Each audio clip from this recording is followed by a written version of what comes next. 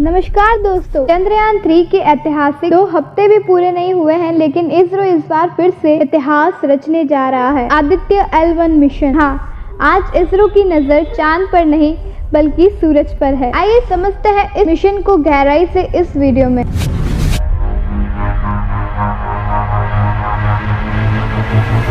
Aditya L1 India का पहला mission है जो कि स्पेसिफिकली सूरज को स्टडी करेगा। जैसे चंद्रयान चांद पर लैंड किया था, वैसे आदित्य सूरज पर लैंड नहीं करेगा बल्कि दूर से ही सूरज को जांचेगा। इनफैक्ट ये स्पेसक्राफ्ट धरती के ज्यादा करीब होगा सूरज से मिशन के दौरान। स्पेसिफिकली कहा जाए कि लॉन्च होने के दौरान ये धरती से 15 लाख किलोमीटर दूर जाकर लैग्रांज पॉइंट L1 के अराउंड एक हैलो ऑर्बिट में घूमेगा। उस पॉइंट तक पहुंचने के लिए इसे लॉन्च से करीब 4 महीने का समय लगेगा और एक बार वो वहां पहुंच गया तो ये 5 साल तक वहीं रहकर सूरज को ऑब्जर्व करेगा। इसीलिए ये सिर्फ एक स्पेसक्राफ्ट नहीं बल्कि एक स्पेस ऑब्जर्वेटरी भी है। अब सबसे पहले आपके मन में ये सवाल आएगा कि आखिर ये लैग्रांज पॉइंट क्या होता है। लैग्रांज पॉइंट दोस्तों वो अनोखे पॉइंट्स हैं स्पेस के जहाँ पे 2 सेलेस्टियल बॉडी का ग्रेविटेशनल फोर्स बैलेंस आउट करता है। सूरज और धरती को हम यहाँ पे कंसीडर करें तो यहाँ 5 पॉइंट्स बनते हैं। स्क्रीन पर आप देख सकते हैं कि ये 5 लैग्रांज पॉइंट कहाँ पर लाई करते हैं। ये वो पॉइंट्स हैं जहाँ पर अगर हम कोई स्पेसक्राफ्ट भेजेंगे तो स्पेसक्राफ्ट का ऑर्बिटल मोशन सेंट्रीफ्यूगल फोर्स धरती और सूरज के ग्रेविटेशनल फोर्सेस से कैंसिल आउट कर जाएगा। इसका फायदा क्या हुआ? इससे हमें स्टेबिलिटी मिलती है। जो भी स्पेसक्राफ्ट हम लैग्रांज पॉइंट पे भेजेंगे, हमें ऑलमोस्ट कोई एफर्ट नहीं करना पड़ेगा उस स्पेसक्राफ्ट को उस पॉइंट पर बनाए रखने के लिए। स्पेसक्राफ्ट का फ्यूल बचेगा और वो स्पेसक्राफ्ट धरती की और सन के अराउंड रेवोल्यूशन के साथ साथ गोल गोल घूमता रहेगा। इससे ज्यादा लंबे मिशन भी किए जा सकते हैं। दूसरा फायदा है कंटिन्यूस ऑब्जर्वेशन। लैग्रांज 1 यानी L1 पॉइंट का अगर हम एग्जांपल लें, यहाँ पर जो भी चीज हम वहाँ L1 पॉइंट पर भेजेंगे वो कंटिन्यूसली ऐसी पोजीशन पे रहेगी जहाँ पर धरती और सूरज दोनों को देखा जा सकता है और कभी भी एक दूसरे की शैडो में सूरज और धरती छुपेंगे नहीं। खुद ही सोचकर देखो, जब हम किसी स्पेसक्राफ्ट को लूनर ऑर्बिट में भेजते हैं, जैसे चंद्रयान को भेजा था, या फिर अर्थ के ऑर्बिट में भेजते हैं, चांद के अराउंड गोल गोल घूमने से धरती बीच बीच में छुप जाती है। ऐसे ही धरती के अराउंड गोल गोल घूमने से ही सूरज छुप जाएगा। इसीलिए ये लैग्रांज पॉइंट इतने जरूरी है। आदित्य L1 को L1 पोजीशन पर प्लेस्ड किया जाएगा। यहीं से ही इसका नाम आया है आदित्य L1। इससे पहले भी बाकी और स्पेस एजेंसी सोलर ऑब्जर्वेटर्स भेजी हैं, उन्हें L1 पर प्लेस्ड किया गया है, जैसे सोलार और हेलियोस्फेरिक ऑब्जर्वेटर शॉर्ट में शोहो। ये एक जॉइंट मिशन था नासा और यूरोपियन स्पेस एजेंसी का। L1 और L2 सबसे इम्पोर्टेंट लैग्रांज पॉइंट हैं क्योंकि वो धरती के सबसे करीब है। जो सबसे famous James Webb space telescope है उसे L2 पॉइंट पर प्लेस्ड किया गया। गैस कर सकते हो क्या कारण है? L2 पॉइंट पे सूरज को छिपा के रखेगी अपने पीछे, क्योंकि इस टेलीस्कोप को लाइट ईयर दूर देखना है यूनिवर्स की गहराइयों में, तो सूरज की रोशनी को छुपाना जरूरी है ताकि कोई इंटरफेरेंस ना आ सके। इसीलिए L2 पॉइंट यहाँ चुना गया। आखिर हम आदित्य L1 पर वापस आए तो ये सूरज के बारे में क्या स्टडी करेगा, ये समझने के लिए पहले हमें थोड़ा सूरज के बारे में जानना पड़ेगा। हमारे सोलर सिस्टम का सन का डायामीटर करीब 109 गुना बड़ा है धरती के डायामीटर से। बजट में ये 3,33,000 भारी है अर्थ की कंपैरिजन में। अगर आपको विजुअलाइज करना है सूरज की साइज को धरती के साइज की कंपैरिजन में, तो इस एनिमेशन को आप देख सकते हो। 1.3 मिलियन अर्थ एक सन के अंदर फिट हो सकती है। जैसे धरती के अंदर अलग अलग लेयर्स होती हैं, कोर, मेंटल, क्रस्ट, ऐसे ही सन के अंदर भी अलग अलग लेयर्स होती हैं। सबसे अंदर सूरज की भी एक कोर मौजूद है। इस कोर के अंदर न्यूक्लियर फ्यूजन की रिएक्शंस होते हैं जहाँ पर हाइड्रोजन और हीलियम गैसेस को एनर्जी में कन्वर्ट किया जाता है। इसी एनर्जी से सनलाइट पैदा होती है और गर्मी भी निकलती है जो हमें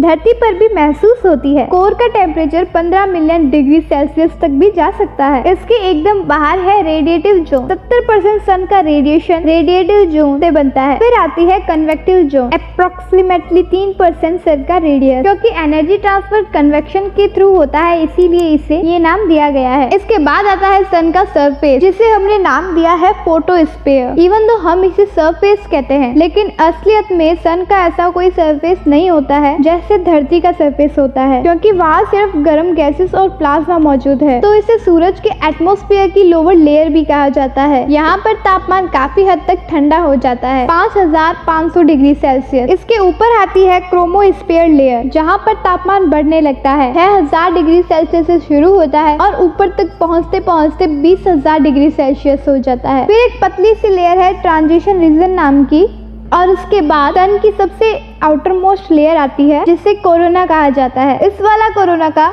उस पिछले वाले कोरोना वायरस से कुछ लेना देना नहीं है। कोरोना की लेयर में बहुत गर्म प्लाज्मा मौजूद होता है, 1 to 3 डिग्री मिलियन सेल्सियस। एक सवाल आपके मन में आएगा कि आखिर क्या कारण कि सन का कोर इतना गर्म है लेकिन सरफेस ठंडा हो जाता है, फिर कोरोना वाली लेयर फिर से इतनी गर्म हो जाती है। आगे बढ़ने से पहले मैं आप सबकी तारीफ करना चाहूंगी कि आप अपना टाइम ऐसी एजुकेशनल वीडियो देखने में इन्वेस्ट कर रहे हैं। नहीं तो सोशल मीडिया पे टाइम वेस्ट करने के हजारों तरीके हैं, लेकिन ऐसे वीडियो से आपकी नॉलेज बढ़ती है। यही आपका टाइम का सही इन्वेस्टमेंट है, जिससे आपको हर वक्त कुछ नया सीखने को मिलता है और कुछ नया जानने को। अब बात करते हैं हमारे सवाल का कि आखिर क्या कारण है कि सन का कोर इतना गर्म है लेकिन बाद में वो ठंडा हो जाता है, लेकिन आखिर में कोरोना वाली लेयर फिर से इतनी गर्म हो जाती है। ये सवाल अभी भी एक मिस्ट्री है साइंटिस्ट के लिए। हो सकता है आदित्य L1 का स्पेस मिशन यहाँ के राज खोलेगा। साइंटिस्ट ने अपनी अलग अलग थ्योरीज बनाई हैं इसके पीछे रीजनिंग को लेकर, लेकिन फॉर श्योर कोई भी अभी नहीं जानता कि एग्जैक्ट रीजन है क्या। लेकिन जब सूरज को धरती से देखते हैं तो हमें यूजुअली फोटोस्फीयर की लेयर दिखती है, लेकिन जब सोलार इक्लिप्स होता है तो एक रेडिश ग्लो हमें दिखता है सोलार इक्लिप्स के अराउंड, तो वो क्रोमोस्फीयर की लेयर होती है। और टोटल सोलार इक्लिप्स में वो लेयर भी छुप जाती है और सिर्फ कोरोना की लेयर दिखती है।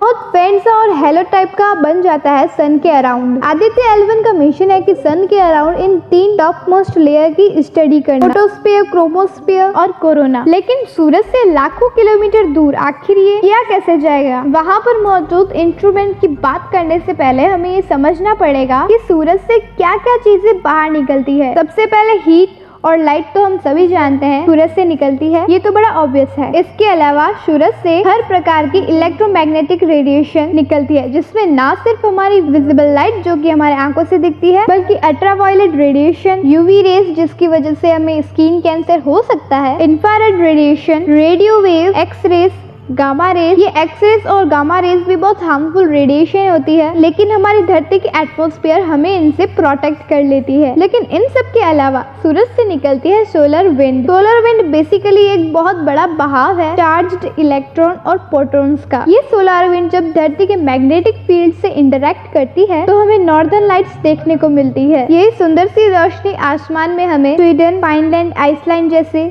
देशों में देखने को मिलती है। इसके अलावा सूरज से निकलता है कोरोनल मास इजेक्शन, CME, जिससे सोलर विंड और मैग्नेटिक फील्ड के बहुत बड़े बर्स्ट होते हैं।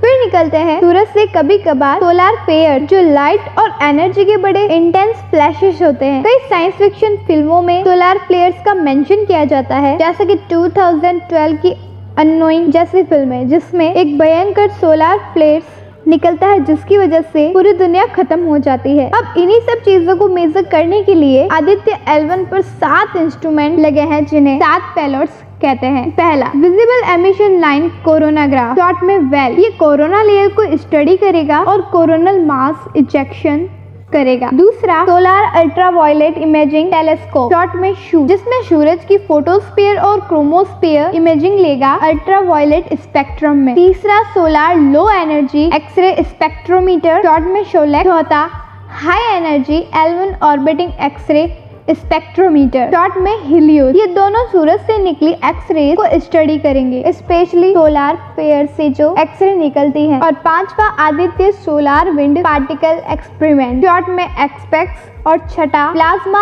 Analyser package for Aditya, short में पापा। ये दोनों सोलर विंड को स्टडी करेंगे। आखिरी पेलोड है मैग्नेटोमीटर, MAG, जिसका काम है मैग्नेटिक फील्ड को मेजर करना, वो मैग्नेटिक फील्ड जो इस L1 पॉइंट पर आ रही है। इसमें 7 में से 4 पेलोड डायरेक्टली सन को स्टडी करेंगे और बाकी 3 पेलोड उस L1 पॉइंट के आसपास मेजरमेंट्स लेंगे। ये चीज अब आप समझ ही गए होंगे कि धरती से बाहर निकलना जरूरी है इस मेजरमेंट्स को लेने के लिए, क्योंकि धरती की एटमॉस्फेयर बहुत सारी रेडिएशन और एक्सरे और तो अलग अलग चीजों को धरती के अंदर आने से रोकती है, जो कि इंसानों के लिए अच्छा है लेकिन एक्चुअली में स्टडी करने के लिए अच्छा नहीं है। बाकी और सन्स के मिशन की बात करी जाए, साल 2018 में पार्कर सोलर प्रोब लॉन्च किया था collaboration with the European space agency. इसका मकसद था सन की जो कोरोना की लेयर है उसके साथ डायरेक्ट कांटेक्ट बनाना। उसके अलावा एक सोलर ऑर्बिटर भी था जो कि नासा और ईएसए के द्वारा लॉन्च किया गया था 2020 में। सबका मकसद एक कि हम सूरज को बेहतर समझ पाएं, स्पेशली सूरज से बाहर निकलने वाली जो हानिकारक रेस हैं इन्हें हम बेहतर समझ पाएं। अब समय आ गया है वीडियो को समाप्त करने का, लेकिन हम जल्द ही मिलेंगे अगले वीडियो के साथ। तो इस वीडियो पे करिएगा लाइक और चैनल को करिएगा सब्सक्राइब।